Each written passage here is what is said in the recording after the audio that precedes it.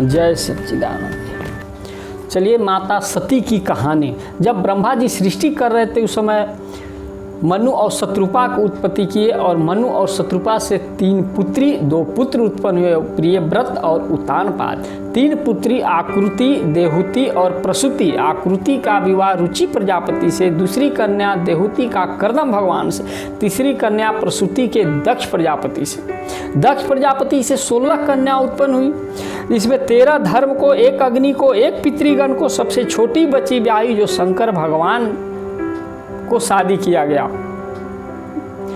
जिसमें सती के नाम से जाने जाते हैं। एक सभा हुआ, एक सभा में ऋषिगण सभी आमंत्रित हुए थे। उस सभा में देव पितरगण सभी को आमंत्रित किए गए थे। उस सभा में सभी देवतागण पहुँचे और वहाँ पर दक्ष प्रजापति जैसे ही पहुँचे उस सभा में, तो सब दक्ष प्रजापति को देखकर खड़े हो गए, स्वागत किए। लेकिन ब्रह्मा जी और शंकर जी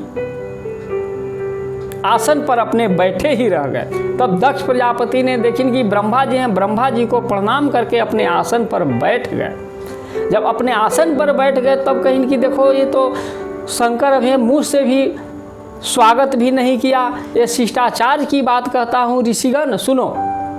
शंकर भगवान को टेढ़ी नज़र से देखने लगे। शंकर को देखे क्रोध आ गया और दक्ष प्रजापति ने कहा, महर्षिगण, ये मेरा घोर अपमान किया है शंकर, धूल मिट्टी में मिला दिया है। देखिए, घमंडी सतपुरुष आचरण, मेरी प्यारी पुत्री इसे बंदर के मुख जैसा ब्याह दिए हैं।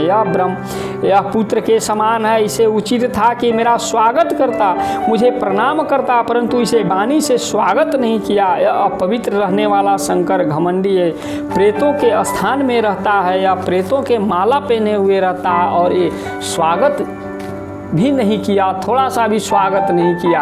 ये अपने आप को घमंडी समझता। शंकर भगवान के निंदा कर रहे थे, करते जा रहे थे, लेकिन शंकर भगवान अपने ससुर के प्रति कुछ भी नहीं बोले। कुछ दिन के बाद जब सभा खत्म हुआ, कुछ दिन काल के बाद दक्ष प्रजापति ने प्रजापतियों के अधिपति बना दिया गया और उनका गर्भ बढ़ गया।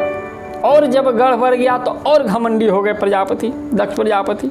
एक बार यज्ञ करा रहे थे, उस यज्ञ में सभी ऋषिगण को आमंत्रित किए और दक्ष प्रजापति ने शंकर भगवान को आमंत्रित नहीं किए। ब्रह्मा जी सभी ऋषिगण को निमंत्रण दिए, लेकिन शंकर भगवान के जब निमंत्रण नहीं दिए तो माँ सती को मालूम चला कि मेरे पिताजी बहुत बड़ा भारी यज्ञ कर रहे हैं।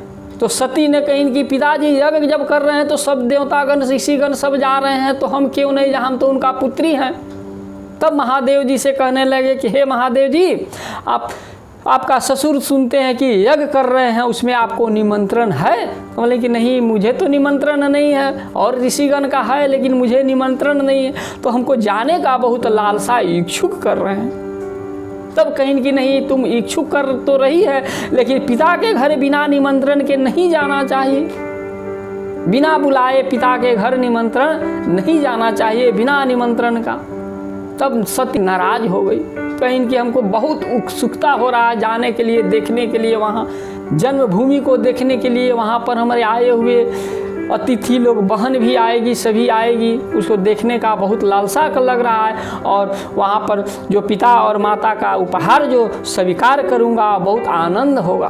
तब शंकर भगवान ने कहीं कि देखिए, सती जाने के इच्छुक है, अगर ना जाने देते हैं तो भी नाराज देखने लगे, अपने प्राण को खतरा में सती के समझने लगे कि तो हो सकता है कि हमको नाराज हो जाए। तो कहीं तुम जा सकती हो लेकिन हम नहीं जाएंगे। तब सती ने अपना थर थर कांपने लगी, नहीं जाने दे रहे हैं। तब कहीं कि तुम जा सकती हो, जाने की तुमको इच्छा है, हम नहीं जाएंगे। शंकर भगवान अपने समाधि में लीन हो गए। माता सती ने बिना पूछे अपने बैल पर सवार होकर चल दी, शीशगण को लेकर चल दिए, प्रणाम करके अपने चल दी। वहाँ गए तो देखे दक्ष प्रजापति के आसन में गए, सभी माता खुश हुई, बहन भी खुश हुई, लेकिन दक्ष प्रजापति नाराज देखे। तब कहीं कि पिताजी, हमारे स्वामी को क्यों नहीं निमंत्रण किए? तब और क्रोधित हो गए दक्ष प्रजापति ने, कहीं तो भूतों की माला पहने हुए रहता है, वो तुमको क्या, हम तो ब्रह्मा जी के कहने पर हमने शादी कर दिए हैं, नहीं तो शादी उनसे थोड़ी करते, वो तो अपने चिता के भस्म में लगाए हुए रहता है। और शंकर जी को इतना अपमान कर रहे थे, इतना अपमान कर रहे थे, इतना अपमान सती सहन नहीं कर सकी।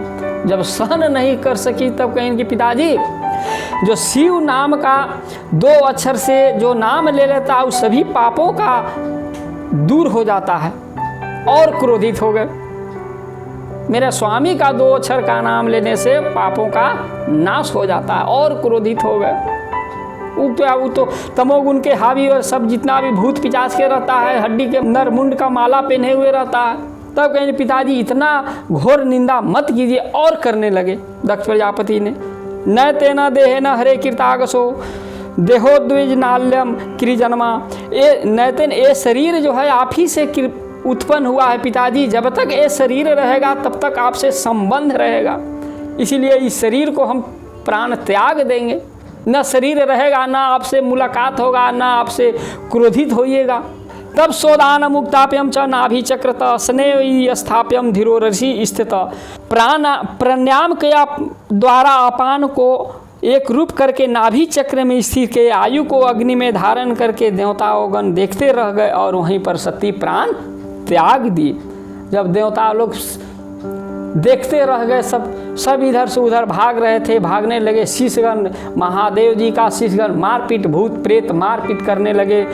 तब भीगु ऋषि ने अपने आवाहन से 1000 ऋषि रिभु नाम के एक देवता प्रकट हो गए जग की रक्षा करने के लिए। मारपीट होने लगा, भागे भागे देवता लोग इधर उधर भागने लगे। भागे भागे कैलाश पर ही पहुंच गए देवता लोग। नारायण कैलाश पर ही पहुंच गए। कहें कि हे नाथ प्रभु, अनर्थ हो गया, अनर्थ हो। क्या हुआ नारद, क्या हुआ नारद? प्रभु सती हो गई। दक्ष प्रजापति ने अपमान से सहन नहीं कर सकी सती। तब शंकर भगवान ने अपने जटा कवार कर क्रोध से अपने जटा कवार के पृथ्वी पर पटक दिए, और पटके थे एक वीरभद्र उत्पन्न हो गए। वीरभद्र उत्पन्न, जाओ वीरभद्र, तू मेरा ही अंश है, तुम जाओ दक्ष प्रजापति के यज्ञ को तहस नहस कर दो। प्रेत भूत प्रेत के साथ सब दक्ष प्रजापति के यज्ञ में शाला में चले गए, और वहाँ जाते लगा कि 1000 देवता प्रकट हो गए। भीगु जिसा 1000 भीगु प्रकट हो गए। उनका 3 नेत्र थे, 1000 भुजा वाले थे वो।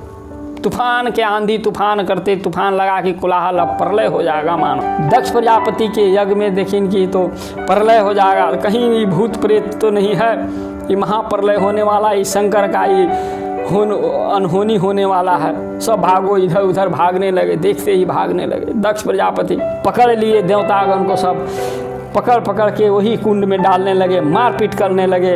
और वीरभद्र ने भीगु ऋषि को पकड़कर उनको दाढ़ी कबार लिए। जब सती माँ को अपमान कर रहे थे तो उस समय दांत खिलखिला के हंस रहे थे, इसलिए दांत और उसी कुंड में दाढ़ी उसी कुंड में डाल दिए, और दक्ष प्रजापति को मोड़ के उसी कुंड में डाल दिए, स्वाहा कर दिए।